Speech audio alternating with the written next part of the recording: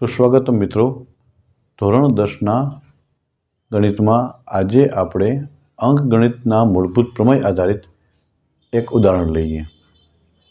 પ્રશ્ન છે, નીચેની સંખ્યાને તેના અવિભાજ્ય અવયવોના ગુણાકાર સ્વરૂપે દર્શાવો। સંખ્યા છે 5005। તો 5005ને તેના અવિભાજ્ય અવયવોના ગુણાકાર સ્વરૂપે દર્શાવવા પ્રયત્ન કરીએ। સૌપ્રથમ અહીં સંખ્યા છે 5005। એકમનો 5 હોવાથી 2 વડે ભાગાડી ચાલશે નહીં।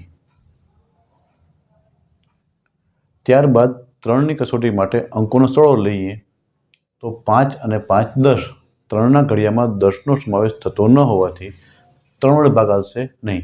જો કે એકમનો 5 હોવાથી 5 વડે શેષ ભાગ હાલશે। તો ભાગ હલાવશું 5થી। તો સૌપ્રથમ 5 એકુ 5, ઉપરથી શૂન્ય ઉતારીએ, ભાગ ન ચાલે તો એને શૂન્ય મૂકી દઈ। બીજું શૂન્ય ઉતારીએ, ભાગ નહીં હાલે, શૂન્ય મૂકી દઈશું। ઉપરથી ઉતારશું 5, તો 5 એકુ 5। સંખ્યા મળે છે 1001। હવે આ સંખ્યાને 5 વડે શેષ ભાગી શકાશે નહીં। તો 7ની ચાવી ચકાસીએ તો છેલ્લા બે અંકો છે 0 અને 1, એટલે કે 1। બાકીના અંકોમાં આપણે 10 છે, તો 10ના બમણા 20, 20ને 1 21। તો અહીં 7 વડે ભાગ હાલશે। તો 7 વડે ભાગ હાલતો હોવાથી આપણે ભાગ હલાવશું 7થી। તો સૌપ્રથમ 7 એકુ 7, 10માંથી 7 બાદ કરીએ 3 મળશે। ઉપરથી ચાર શૂન્ય 30 થશે। તો 7 ચોક 28, શેષ મળશે 2। ઉપરથી ઉતારશું 1, 21 થાય। તો 7 તેરી 21, સંખ્યા મળશે 143। હવે આ સંખ્યાને આપણે 7 વડે શેષ ભાગી શકશું નહીં।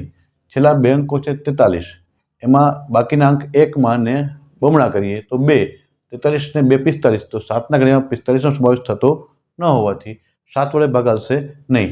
તો આપણે ચકાસીએ 11ની કસોટી। તો યુગ્મ અંકો અને અયુગ્મ અંકો, યુગ્મ અંકોમાં 4 છે, અયુગ્મ અંકોમાં 1 અને 3 છે। તો અયુગ્મ અંકોનો સરવાળો થશે 1 અને 3 4, એમાંથી 4 બાદ કરીએ તો શૂન્ય મળશે। તો 11 વડે નિશેષ ભાગી શકાશે।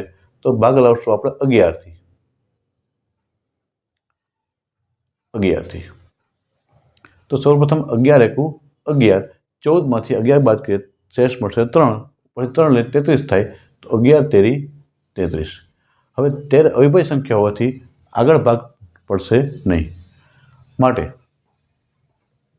આપેલી સંખ્યા 5005ને તેના અવિભાજ્ય સંખ્યાના ગુણાકાર સ્વરૂપે આપણે 5 ગુણ્યા 7 ગુણ્યા 11 ગુણ્યા 13 આ રીતે દર્શાવી શકશું। આભાર।